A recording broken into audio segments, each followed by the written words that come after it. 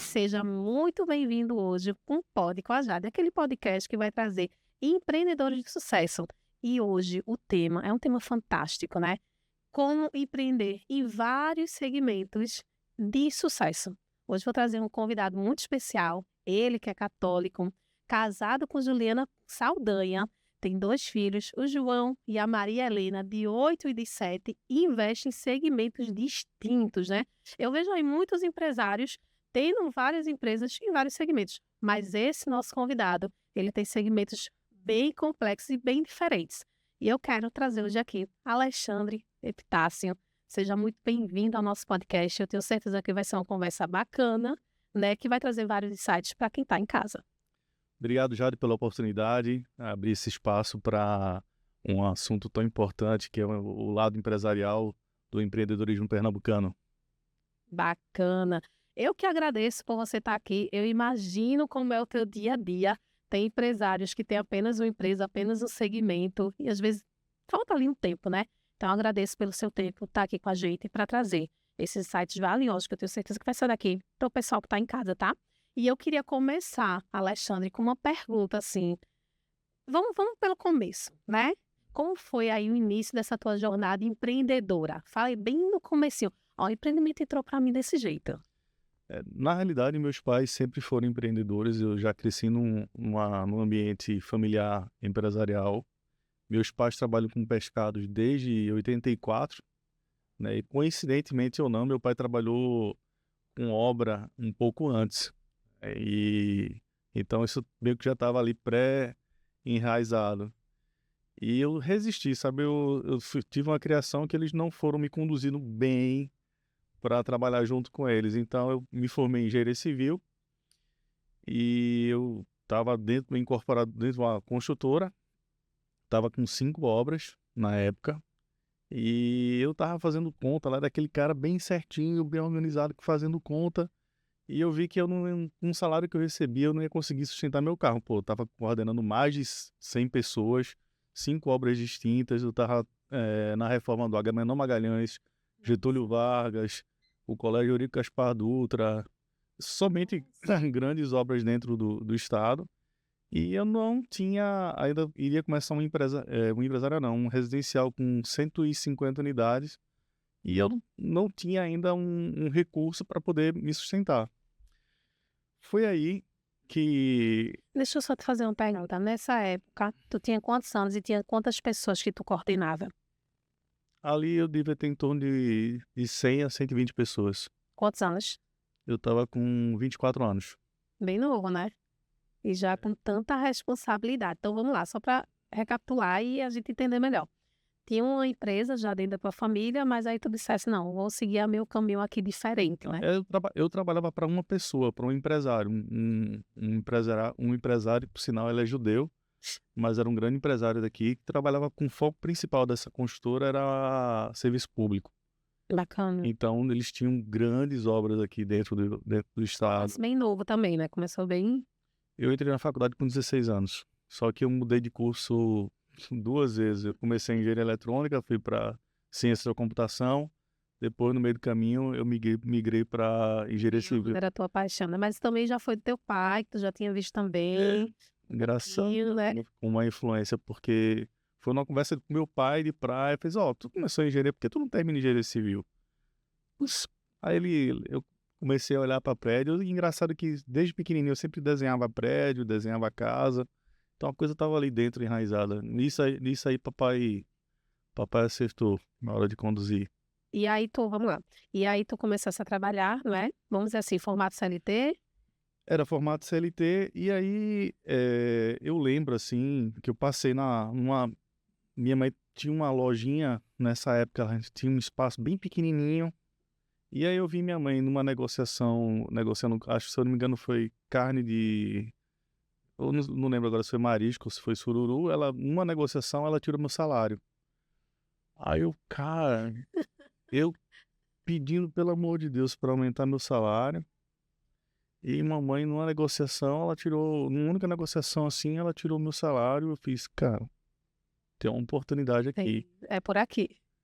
E aí Eu me formei em 2002, trabalhei 8 meses nessa construtora, e aí no dia 2 de janeiro de 2003, então na virada do ano, foi uma promessa de virada de ano, né? Praticamente eu comecei minha Dá nova vida. certo, promessas de virada de ano. Tá É, vendo? Dá certo.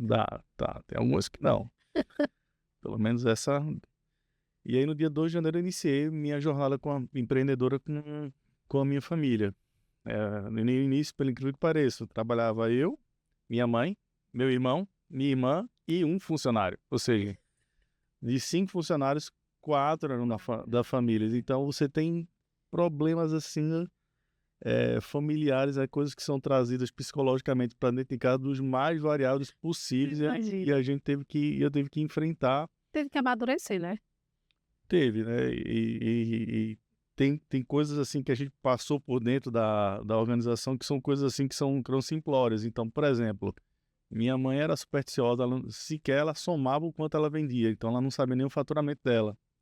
Então, Isso começou a te incomodar. Essa foi a primeira coisa. falta de organização. E foi a primeira coisa que eu fiz, foi bem simples: faturar o quanto a gente soma, calcular quais são as despesas, para onde estava indo o dinheiro.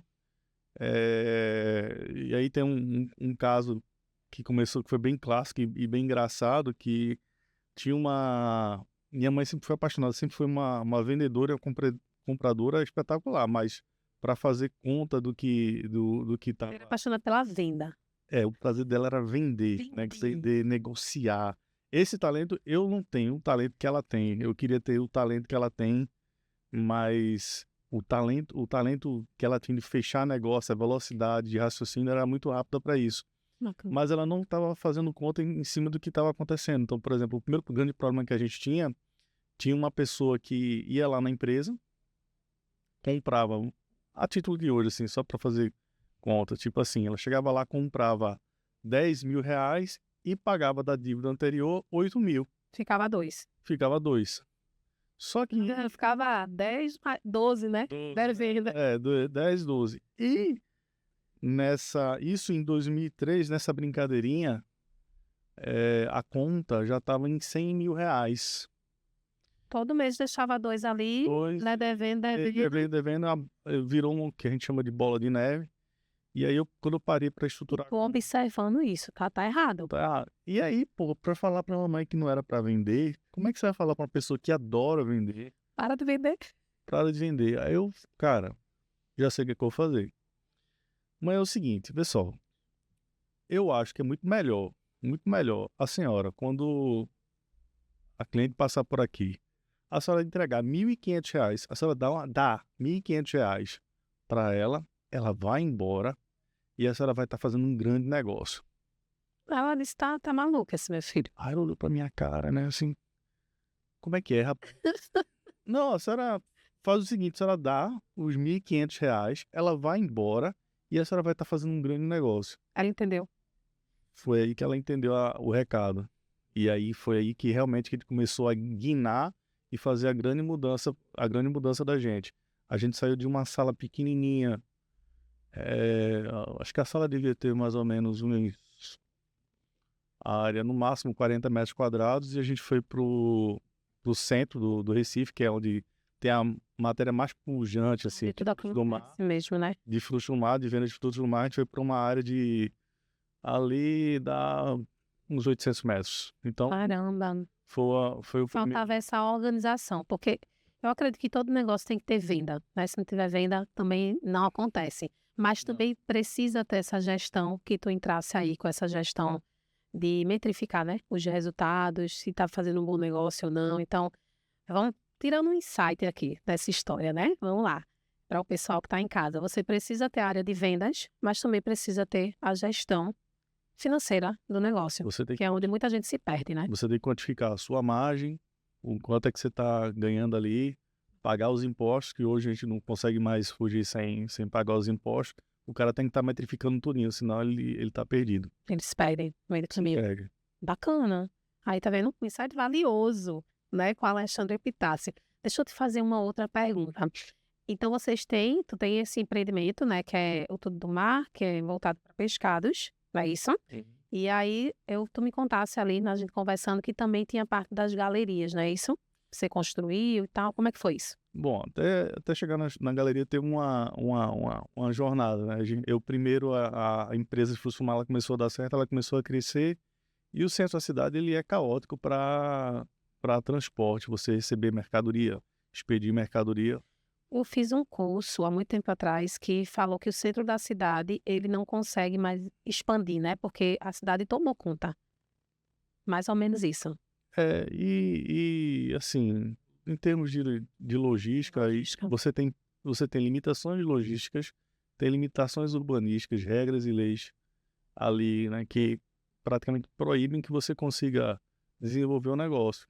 Expandir, né? Expandir. Aí você tem que migrar e colocar num lugar que seja mais expansivo. Pois é, aí a gente comprou um frigorífico pequeno de 300 metros quadrados, lá em Água Fria, e aí eu fiz uma reforma, passei um ano a um ano e meio, de um ano a um ano e meio reformando, tirei certificações, um trabalho enorme. A gente começou é, até startar essa operação, a operação dentro desse espaço frigorífico no centro da cidade já não estava mais comportando, não E estava mais, crescer e não estava conseguindo. não estava mais comportando de forma alguma, e a gente foi para esse espaço lá em Água Fria.